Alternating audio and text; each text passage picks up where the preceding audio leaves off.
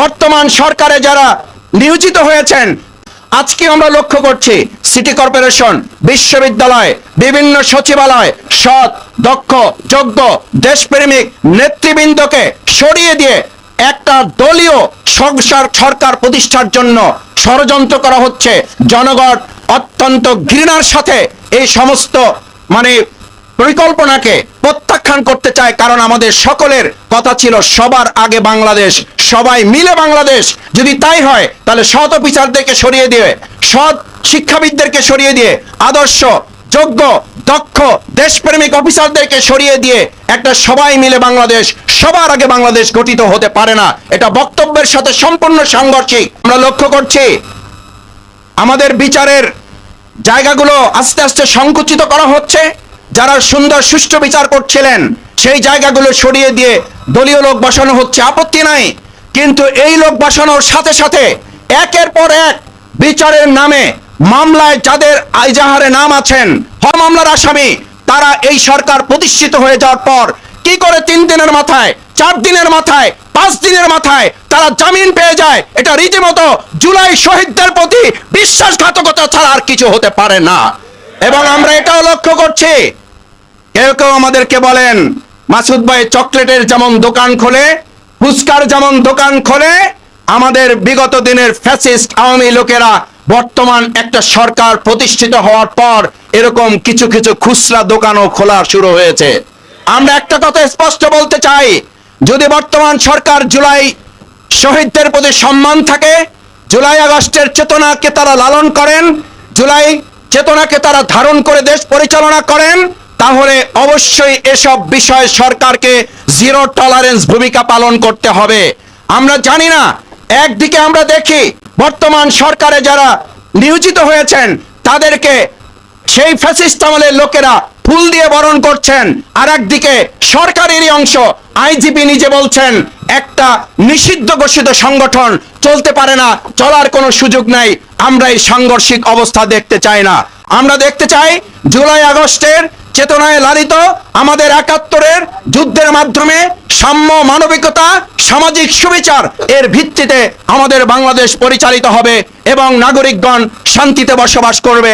তাহলেই 2009 সালের 25 এবং 26শে ফেব্রুয়ারি যে নির্মম হত্যাকাণ্ড ঘটেছে, আমি মনে করি যদি পরিস্থিতি সামাল দেওয়া না যায় এবং আমরা যদি সততা, দক্ষতা, যোগ্যতা, দেশপ্রেমের ভিত্তিতে আমাদের দেশ পরিচালনা করতে না পারি, আবার কোন এক কুচক্রী মহল আমাদের এই সমস্ত সৎ, দক্ষ, যোগ্য, দেশপ্রেমিক অফিসারদেরকে বিপদে ফেলার ষড়যন্ত্রের নেপথ্য নায়ক হিসেবে ভূমিকা পালন করবেন। এরকম পরিস্থিতি বাংলাদেশের মানুষ আর দেখতে চায় না। নো সমঝোতা, সমঝোতার কোনো আপোষের কোনো বিষয় নেই। আবার একই সাথে প্রতিহিংসা পরায়ণ হয়ে নির্দোষ কোনো ব্যক্তিকে বিচারের আওতায় নিয়ে এসে অন্যায়ভাবে তার প্রতি বিচার প্রয়োগ করাটাও এই 2009 সালের 25 এবং 26শে ফেব্রুয়ারি ঘটনায় সংগঠিত হতে পারে না।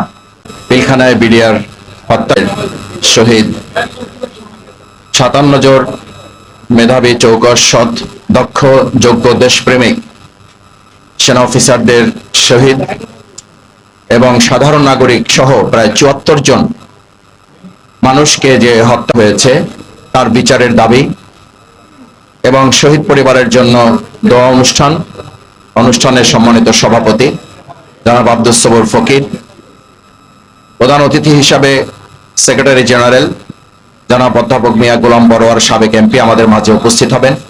ইতিমধ্যে আমাদের মাঝে উপস্থিত হয়েছেন বাংলাদেশ জামাত ইসলামীর নবনির্বাচিত সংগ্রামী সহকারী সেক্রেটারি জেনারেল, জাতীয় সংসদের মাননীয় নবনির্বাচিত সংসদ সদস্য, আমাদের একান্ত শ্রদ্ধাভাজন অবিভক্ত ঢাকা মহানগরীর সাবেক আমির জননেতা জনাব মাওলানা রফিকুল ইসলাম খান, মহানগরী নেতৃবৃন্দ, সুধীমণ্ডলী, উপস্থিত সম্মানিত সাংবাদিক বৃন্দ। শুরুতেই আমরা 2009 সালের 25 এবং 26শে ফেব্রুয়ারি যারা অন্যায়ভাবে, নির্মমভাবে তাদেরকে হত্যা করা হয়েছে এবং সাধারণ মানুষ যাদেরকে হত্যার শিকার হতে হয়েছে তাদের জন্য আমরা দোয়া করি। আল্লাহ তাআলা তাদেরকে দেশের জন্য, ইসলামের জন্য, দেশের মানুষের অধিকার আদায়ের জন্য তারা যে লড়াই সংগ্রাম করেছেন, সেনাবাহিনীর যে গুরুত্বপূর্ণ দায়িত্বে তারা নিজেদেরকে নিয়োজিত রেখেছিলেন, সেই হিসাবে আল্লাহ তাআলা তাদেরকে শাহাদাতের মর্যাদা দান করুন। তাদের পরিবারের সদস্যবৃন্দ যে নির্মমতার সাক্ষী হয়েছেন, এবং এখনো পর্যন্ত আমরা সেই সমস্ত পরিবারগুলোর সাথে যোগাযোগ করলে জানতে পারি পরিবারের কোনো কোনো সদস্য এখনো মানসিক ভারসাম্যহীন অবস্থায় জীবনযাপন করছেন। এমন অনেকে কেউ আছেন যারা হাসপাতালে এখনো চিকিৎসা গ্রহণ করছেন মানসিকভাবে নিজেদেরকে সুস্থ রাখার জন্য। এমন অনেকে আছেন যারা এই দেশের প্রতি তাদের আস্থা এবং বিশ্বাস ভালোবাসা হারিয়ে বিদেশে অবস্থান করার সিদ্ধান্ত নিয়েছেন। এত নির্মমতা, এত নিষ্ঠুরতা আমাদের দেশ স্বাধীনকালে এত অফিসারকে হত্যা করা হয় নাই, যা হত্যাকাণ্ডের শিকার হতে হয়েছে 2009 সালের 25 এবং 26 ফেব্রুয়ারি। কেন হয়েছে? তারা করেছে। আমরা লক্ষ্য করেছি বিগত 4.5 বছর আমি জেলখানায় থাকার সুযোগ পেয়েছি, আমাদের সম্মানিত নেতৃবৃন্দ জেলখানায় থাকার সুযোগ হয়েছে। আমরা সেখানে দেখেছি বিডিআর ভাইদেরকে গ্রেপ্তার করে রাখা হয়েছে, তাদের বিচার চলমান আছে, নিশ্চয়ই বিচার চলবে। যারা অপরাধ করেছে, অপরাধ আইডেন্টিফাই করে চিহ্নিত করে তাদের বিচার করা হোক। কিন্তু আমরা এটাও জেনেছি, কারো কারোর সাথে কথা বলে আমাদের কাছে মনে হয়েছে শুধুমাত্র বিচারের নামে বহু বিডিআর সদস্যদেরকে মাসের পর মাস, বছরের পর বছর অন্যায়ভাবে বিচার সম্পন্ন না করে তাদের পরিবারগুলোকেও এবং ব্যক্তিদেরকেও, বিডিআরদেরকেও ধ্বংস করে দেওয়ার আরেকটা চক্রান্ত করা হয়েছে বলে তাদের সাথে কথা বলে আমাদের কাছে মনে হয়েছে। আমরা মনে করি 2009 সালের এক ঢিলে কয়েকটি পাখি মারা হয়েছে। প্রথমত, সেদিন 9 সালে এই হত্যাকাণ্ডের মধ্য দিয়ে 2014 সাল, 2018 সাল, 2024 সালের রাত্রিকালীন ভোট, আমি এবং ডামির ভোট এবং জনগণহীন এক ভোট সম্পন্ন করার জন্য দেশপ্রেমিক সেনাবাহিনীর সদস্যদেরকে হত্যাকাণ্ডের মাধ্যমে তারা তা সম্পন্ন করতে চেয়েছিলেন এবং কিছু কিছু ক্ষেত্রে তারা সফল হয়েছিলেন। সম্মানিত সুধীমণ্ডলী, সাংবাদিক বন্ধুগণ, আমরা প্রতিহিংসা চাই না, কিন্তু আমরা সমঝোতাও চাই না। কিন্তু আমরা লক্ষ্য করছি বিচারের নামে কোনো কোনো ক্ষেত্রে প্রতিহিংসার রাজনীতি করা হচ্ছে, আবার কোনো কোনো ক্ষেত্রে পছন্দ মতো সমঝোতারও একটা রাস্তা বের করার চেষ্টা দেশি বিদেশি ষড়যন্ত্রের মাধ্যমে কেউ কেউ বাস্তবায়ন করছেন। আমাদের কথা পরিষ্কার, নো সমঝোতা, সমঝোতার কোনো আপোষের কোনো বিষয় নেই। আবার একই সাথে প্রতিহিংসা পরায়ণ হয়ে নির্দোষ কোনো ব্যক্তিকে বিচারের আওতায় নিয়ে এসে অন্যায়ভাবে তার প্রতি বিচার প্রয়োগ করাটাও এই 2009 সালের 25 এবং 26 ফেব্রুয়ারি ঘটনায় সংঘটিত হতে পারে না। তৃতীয়ত, আমি যে কথাটি পরিষ্কার করে বলতে চাই, সম্মানিত সাংবাদিক বৃন্দ, আমার ভাই এবং বন্ধুগণ, আমরা 2009 সালের 25 এবং 26 ফেব্রুয়ারি এই ঘটনায় আসলে বিডিআর এবং আমাদের পরস্পর বিডিআরকে মুখোমুখি করা হচ্ছে। এটি কোনো কোনো অংশে যদি সত্য হয়ে থাকে, প্রতিবেদন সরকার গঠন করেছিল, তারা সেদিন তাদের পক্ষ থেকে কমিটি নির্ধারণ করেছিল, কিন্তু এটা তো সত্য যে এই বিডিআরদেরকে কোনো একটা জায়গা থেকে তাদেরকে উস্কানি দিয়ে তাদের নেপথ্যে থেকে সেই সময় যারা ভূমিকা পালন করেছেন, কুশীলব হিসাবে যারা কাজ করেছেন, নেপথ্যে থেকে যারা ভূমিকা পালন করেছেন, সেই সময়ের তৎকালীন প্রধানমন্ত্রী শেখ হাসিনা কোনোভাবেই এই দায় এড়াতে পারেন না। কোনোভাবেই তৎকালীন সেই সময়ের পার্শ্ববর্তী এলাকার আওয়ামী লীগ নেতা শেখ তাপস কোনোভাবেই তিনি তার দায়িত্ব এড়াতে পারেন না।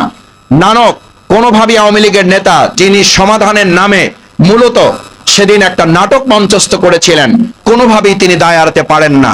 আমরা পরিষ্কার মনে করি এই বিডিআরদেরকে বছরের পর বছর আটকে রেখে বিচারের নামে কোনো কোনো ক্ষেত্রে যেমন টালবাহানা করা হচ্ছে, একটা পরিবার ধ্বংস করে দেওয়া হয়েছে, একদিকে সেনাবাহিনীর চৌকস সেনা সদস্যদেরকে হত্যা করা হয়েছে, শহীদ করা হয়েছে, আর একদিকে আমাদের সীমান্তরক্ষী বাহিনী যারা জীবন বাজি রেখে, একটা সময় আমরা শুনতাম জনগণ বলতো রৌমারী সীমান্তে আমাদের পার্শ্ববর্তী রাষ্ট্রের বিএসএফ কে যারা জীবন বাজি রেখে জনগণকে সাথে নিয়ে নারায়ে তাকবীর আল্লাহু আকবার স্লোগানের মধ্য দিয়ে সীমান্ত পাহারা দেওয়ার এক উজ্জ্বল দৃষ্টান্ত স্থাপন করেছিল।